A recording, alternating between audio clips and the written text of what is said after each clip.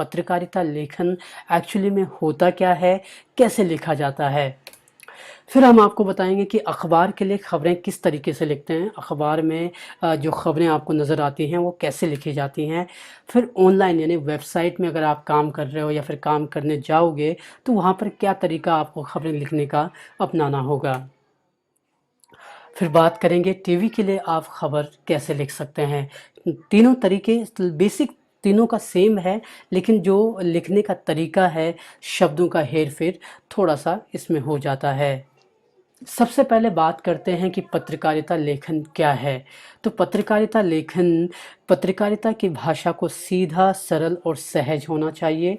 ये ध्यान रखा जाना चाहिए कि इसका मूल उद्देश्य भाषा ज्ञान का प्रदर्शन नहीं, बल्कि खबर को अधिक से अधिक लोगों तक पहुंचाना है। तो ये पत्रकारिता लेखन की परिभाषा है और ये परिभाषा दी है बीबीसी हिंदी के डिजिटल एडिटर राजेश प्रियदर्शी ने, और ये परिभाषा एकदम सही है। जब भी आप कोई ख़बर लिखते हैं तो उस ख़बर में आपको क्लिष्ट हिंदी के शब्दों को यूज़ करने से बचना चाहिए। आप अंग्रेज़ी के पत्रकार हैं तो भी आपको हार्ड वर्ड्स जो एक आम आदमी को समझ में ना आए वैसे शब्द नहीं लिखना चाहिए।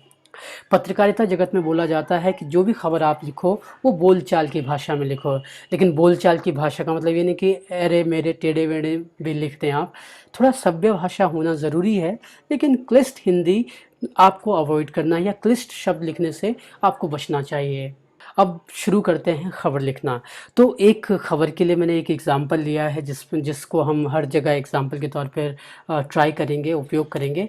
तो दिल्ली में कोरोना के मामले जो है लगातार बढ़ रहे हैं, और आज सुबह खबर जो थी वो ये थी कि राजधानी में जो मामले हैं 24 घंटे में 1513 नए मामले सामने आए हैं। तो ये हमारी खबर है। इस सबसे पहले सीख लेते हैं कि खबर लिखने का जो तरीका है, जो बेसिक तरीका है, टीवी में काम करें, अखबार में काम करें या फिर ऑनलाइन काम करें, ये तरीका आपको हमेशा याद रखना है।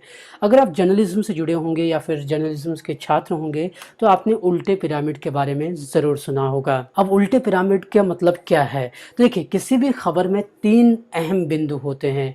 पहला होता है उसका इंट्रो, दूसरा होती है उसकी बॉडी, और तीसरा होता है बैकग्राउंडर। उल्टे पिरामिड का मतलब ये है कि जो सबसे अहम चीज़ें हैं, जो सबसे अहम जानकारियां हैं, वो आपको सबसे ऊपर डालनी है। उसके बाद उसके जो लीस्ट, उसके बाद की इंपॉर्टेंट चीज़ें हैं वो आपको बीच में डालनी है, यानी बॉडी वाले पार्ट में डालना है, और जो एकदम लीस्ट इंपॉर्टेंट चीज़ें हैं वो आपको बैकग्राउंडर में डालनी है। अब इसको समझते हैं। तो इंट्रो बेसिकली क्या होता है? इंट्रो में आपको 5WH1H का जवाब देना होता है। आप खबर में बताते हैं कि कोई घटना कहाँ हुई, कैसे हुई, क्यों हुई, कब हुई, किसके साथ हुई। तो ये किसी का बयान और उसके जो आपने इंट्रो में लिखा है उसकी एक एक्सप्लेनेशन बॉडी में होती है। अब बात करते हैं बैकग्राउंडर की। तो बैकग्राउंडर में ये होगा कि पहले की घटनाएं।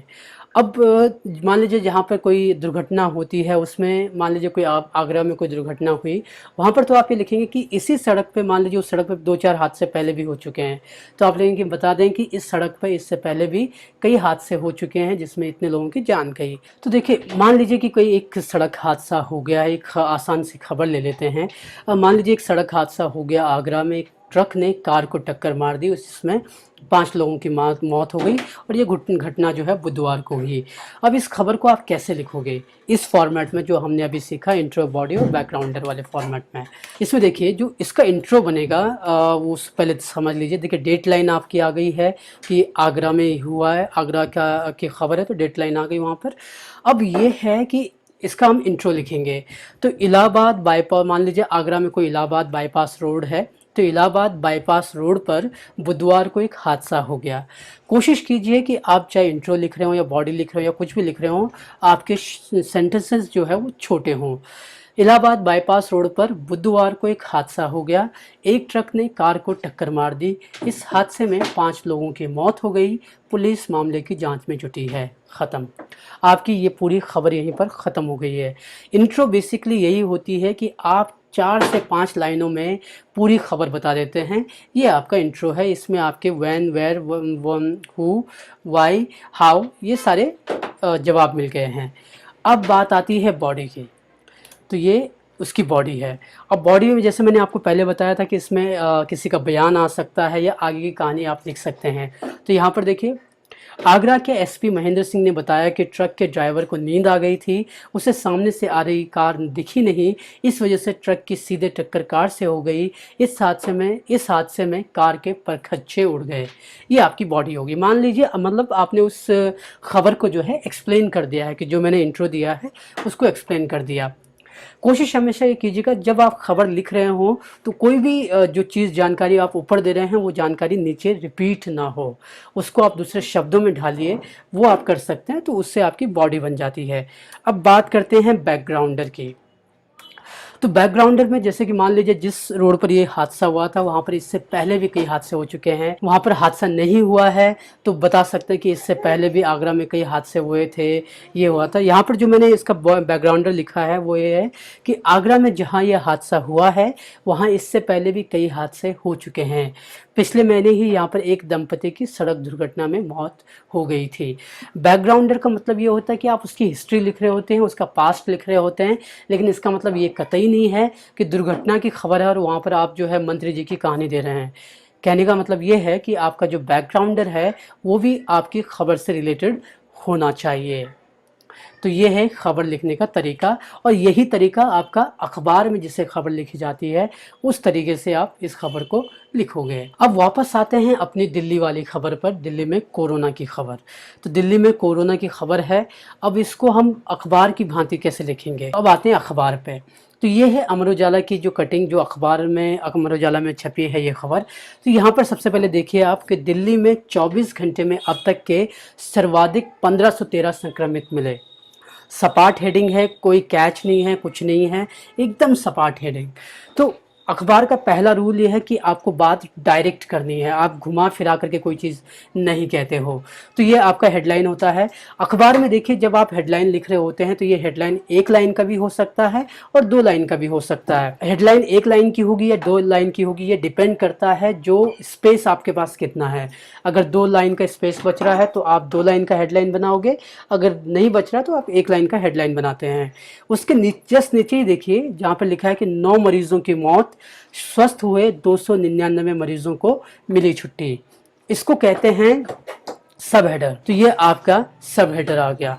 उसके बाद जो है सबसे पहला जो पैराग्राफ है नई दिल्ली वाला वो आपका इंट्रो है। उसके बाद जो बुलेटिन में कहा गया है कि दिल्ली के कोविड-19 सो एंड सो, ये आपका बॉडी है। और उसके बाद जो चीज़ें आ रही हैं वो उसमें बैकग्राउंडर है। ये यहाँ पर जो आपको ये बॉक्सेस दिखाई दे रहे हैं जहाँ पे एनडीएमसी के एक और कर्मचारी की मौत, 8 नए मरीज, रोहिणी कोर्ट के जिला न्यायाधीश संक्रमित किया क्वारंटाइन, दिल्ली पुलिस के सिपाही की मौत, कोरोना का होने का अंदेशा। तो ये जो बॉक्सेस आपको दिख रहे हैं इसको अपन अखबार की भाषा में वैल्यू ऐड करना कहते हैं। तो बेसिकली ये वैल्यू ऐड किया है। एक जो खबर 24 घंटे में 1513 लोगों की बात थी उसमें 2-4 जानकारियां और जोड़ी गई हैं, वैल्यू ऐड किया गया है। तो ये वैल्यू एडिशन कहा जाता है अखबार की भाषा में। ये हमारी खबर है, इसको मैं अब ऑनलाइन के तरीके से लिखने की कोशिश कर रहा हूँ। हालांकि जो खबर आपको नज़र आ रही है वो ऑनलाइन से ही उठाई गई है, तो ये उसी का एग्जाम्पल है, लेकिन फिर भी बदलेगा कुछ नहीं, लगभग सेम ही होगा। हमको उल्टा पिरामिड का फॉर्मूला यहाँ भी करना है।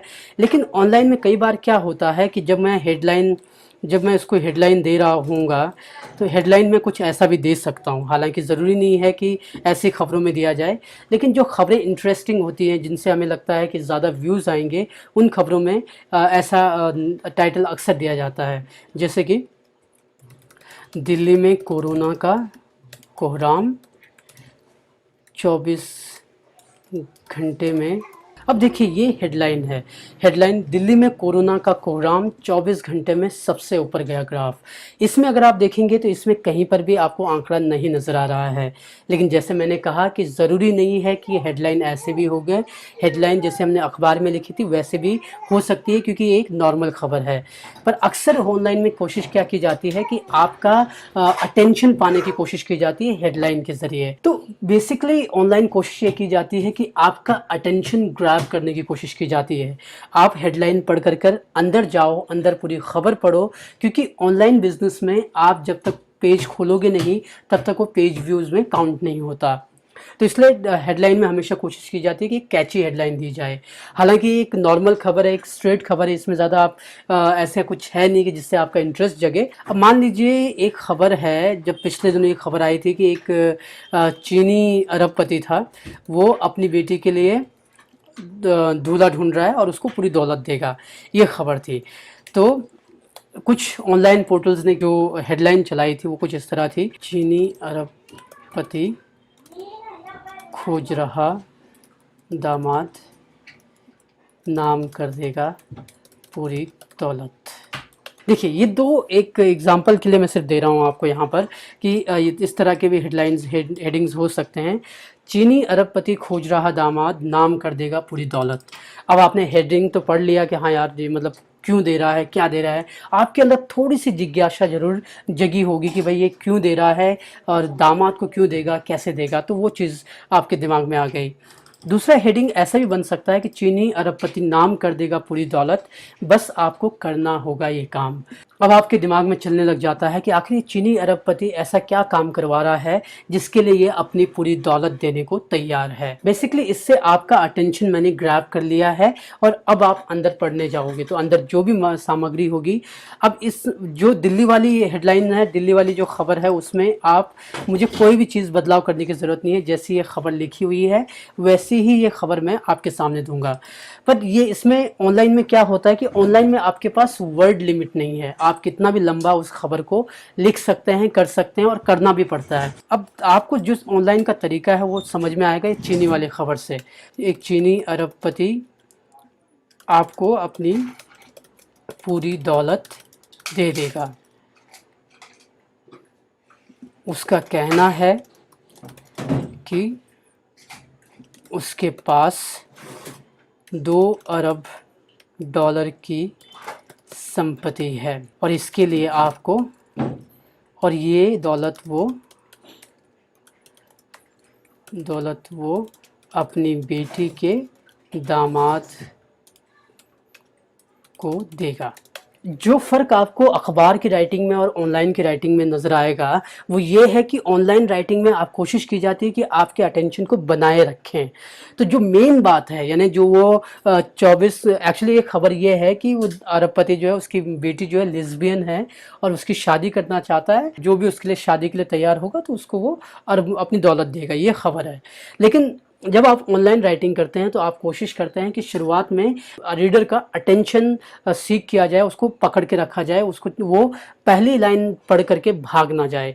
तो इसीलिए शुरुआत में हम सिर्फ उसका इंटरेस्ट जगाते हैं। अब यहाँ पर मेरा एक इंटरेस्ट मैंने आपको बता दिया है कि भाई दामाद को देगा। अब चलिए ऐसा क्या है कि वो क्यों अपने दामाद को देगा, फिर आगे आगे की कहानी वो इसमें चलती रहेगी। तो ये है ऑनलाइन राइटिंग का तरीका। पर यहाँ भी एक चीज़ याद रखिए, जो स्ट्रेट खबरें होती हैं, जैसे दिल्ली में कोरोना वाली खबरें हो गई या कोई हादसे वाली खबर हो गई, तो उसमें ज़्यादा क्रिएटिविटी इस तरीके की नहीं की जाती है। लेकिन जो थोड़ी इंटरेस्ट वाली खबर होती है, जिनसे हमें लगता है कि पेज व्यूज़ अच्छे आएंगे, लोग ज़्यादा पढ़ेंगे, तो उन खबरों में कुछ इस तरीके का तरीका अपनाया जाता है उनको लिखने के लिए। तो अब हम देखते हैं कि हम टीवी की मीडिया की तरफ से, अगर टीवी इलेक्ट्रॉनिक